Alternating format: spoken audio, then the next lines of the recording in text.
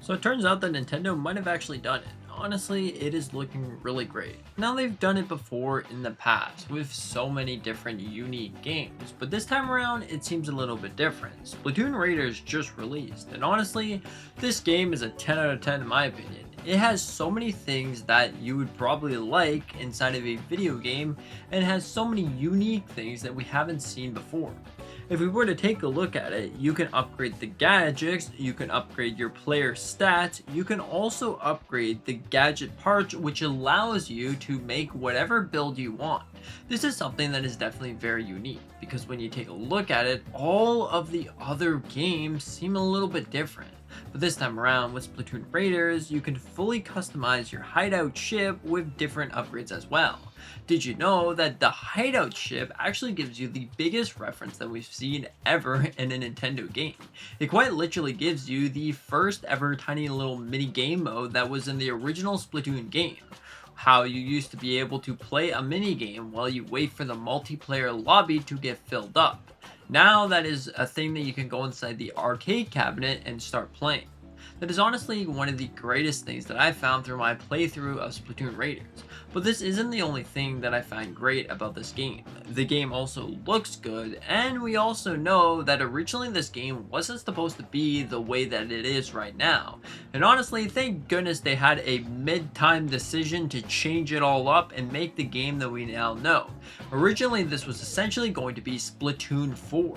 Splatoon 4 definitely would have been cool, especially for your multiplayer fanatics, but for us that like single player games, this is something that you look at and you're like, yeah, this is honestly awesome. The first ever Splatoon single player experience honestly is the best, with a very clear, detailed story that allows you to play the game seamlessly, like quite literally. I was able to sit there for like an hour or two just playing through the game, and I didn't ever want to get off until I had to actually get off and do something else. But besides that, I could have played for so long. It's honestly fantastic.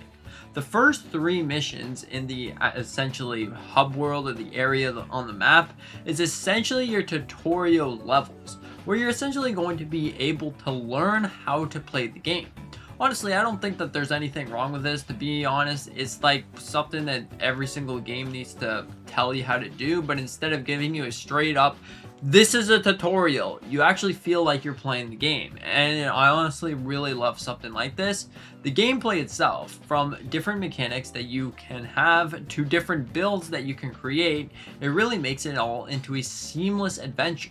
Because if you were to look at it, the different builds that you can make, there's over 100 different weapons to choose from, and within those weapons there's essentially these rare weapons that you're able to collect throughout the environment by just, you know, destroying people or finding these big boxes hidden in the corner. You can find a whole bunch of different weapons and you can make your own build. Right now, one of my favorite builds is the roller mixed with the blade that slashes and then goes kaput on people.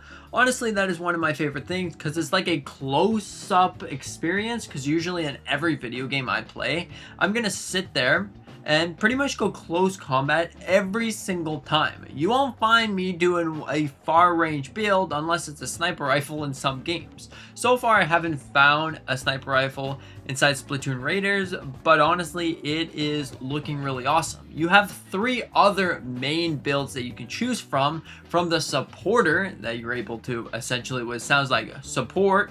Then you have the power build, which you have a power tank and it gives you essentially that close range combat. Then you have the speed class, which, as it sounds like, it pretty much makes you faster at everything. So you shoot faster, you can zip around, you can do stuff really fast. Overall, I think all of these different things are definitely great, especially if you just want to play the game in your own style. To me, one of my favorite games of all time, I know this might sound weird, is like Minecraft Dungeons or is those type of games, because I like the idea of being able to go throughout an adventure and then find things, like find different weapons as I defeat enemies or bosses or whatever. It's honestly very unique to my personal opinion, and I honestly think that this game nails it. It gives me that hit a vibe of I can slash and clash a whole bunch of enemies, but I also get stuff in return. Because Honestly, we did see some games like this in the past, like I guess Hyrule Warriors, but that one didn't feel the same as Splatoon Raiders here. Hyrule Warriors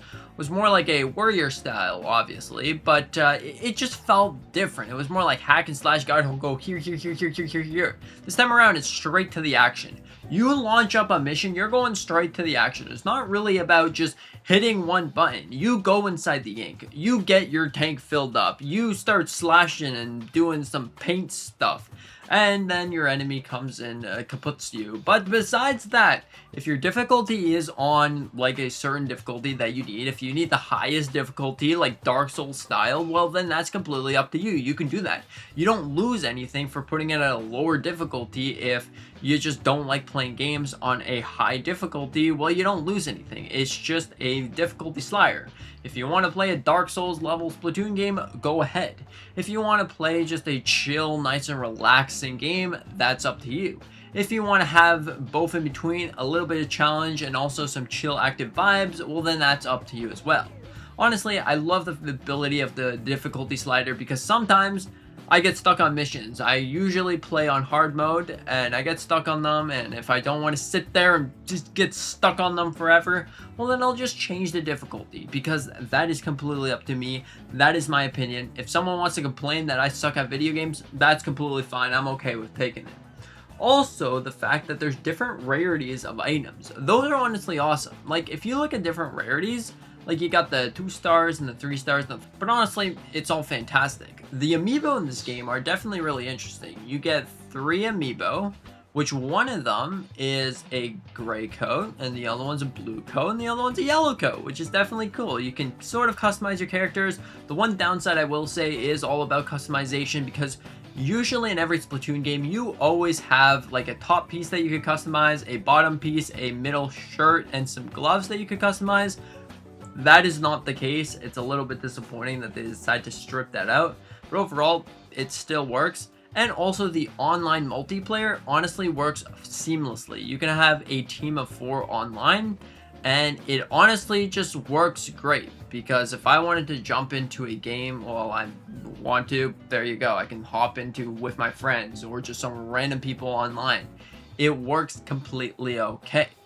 Honestly, I don't know what else to say. This game is fantastic. It's a phenomenal experience for many Nintendo fans who choose to like Splatoon as their sort of main game. I wouldn't say it's my main game, but I still love this game. It's like my favorite game that I've played all year, to be honest. One of my favorite games. There's been a lot of great games this year. Like, for example, we got Forza Horizon 6, which is, that's a good game. And then we got Splatoon Raiders. Those are the games that I pretty much got this year. I feel like there's another one, but I'm probably missing out on that. Oh yeah, there's Subnautica too. That's that game. But overall, what are your thoughts on Splatoon Raiders? Do you think that this is a good game or a not so good game? Do you think there's a different amount of experiences that you can do? Also, that's another thing. I don't like the motion control. Yep, I'm sorry. I don't play Splatoon that much. Like the multiplayer side of Splatoon, I couldn't care less about. I don't really, like, you know, I'll play Splatoon every so often, but it's not really my main game. I'm not really fond of big multiplayer stuff. The only multiplayer games that I will play is some games with my friends, Fortnite. Besides that, multiplayer doesn't really come up a lot, like online multiplayer, but multiplayer couch co-op does come up a lot, so this game is great. Overall, what are your thoughts on this? Let me know in the comment section down below, and thank you so much for watching. See you in the next one.